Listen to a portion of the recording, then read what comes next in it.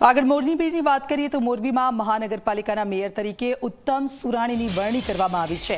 Deputy mayor તરીકે ચિરાગ રાણપરાને જવાબદારી સોંપવામાં આવી છે।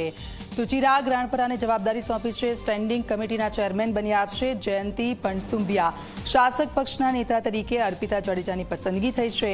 દંડક તરીકે જયેશ દેસાઈને મહત્વની જવાબદારી સોંપવામાં આવી છે।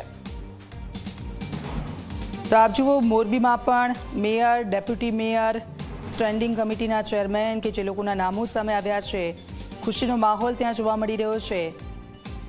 સંવાદદાતા હિમાંશુ અમારી સાથે ફોનલાઈન પર જોડાઈ ગયા છે। હિમાંશુ, મેયર, ડેપ્યુટી મેયર તરીકે અને સ્ટેન્ડિંગ કમિટીના ચેરમેન તરીકે જે લોકોના નામો સામે આવ્યા છે તેમને મહત્વની જવાબદારી સોંપવામાં આવી છે।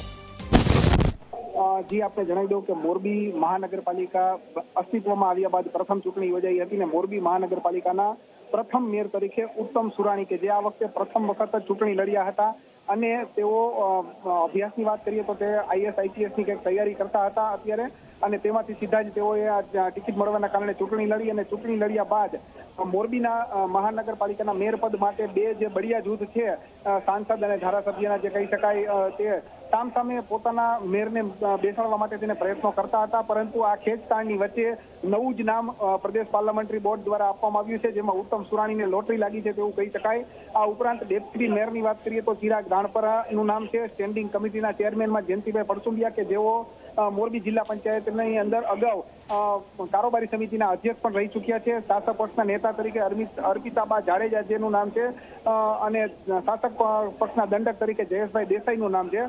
સૌથી મોટી વાત એ છે અત્યારે આ જે નામ જાહેર થયા તેમાં કે જે 5 મુખ્ય હોદ્દાના નામ જાહેર થયા છે તેમાંથી જયંતિભાઈ પણસુંબિયા સિવાય ના ચારેય નામ એટલે કે મેયર, ડેપ્યુટી મેયર, શાસક પક્ષના નેતા અને દંડક આ ચૂંટણી પહેલા ભાજપના પ્રાથમિક સભ્ય પણ ન હતા અને તેઓને સીધી જ ટિકિટો આપીને ત્યાર પછી ભાજપના પ્રાથમિક સભ્ય બનાવવામાં આવ્યા અને પ્રાથમિક સભ્ય બનીને ચૂંટણી લડ્યા અને અત્યારે ચૂંટણી લડતાની સાથે જ તે લોકોને મહત્વની જવાબદારી મોરબી મહાનગરપાલિકાની અંદર સોંપવામાં આવી છે। અને ખાસ વાત કરીએ તો મોરબી મહાનગરપાલિકાની અંદર જે જૂના જોગીઓ ચૂંટાયેલા હતા તેમાંથી બધા જની બાદબાકી કરવામાં આવી છે અને કોઈને મહત્વનો હોદ્દો દેવામાં આવ્યો નથી તેવું હાલમાં જોવા મળી રહ્યું છે। જી બિલકુલ, આભાર હિમાંશુ સમગ્ર વિગત બદલ।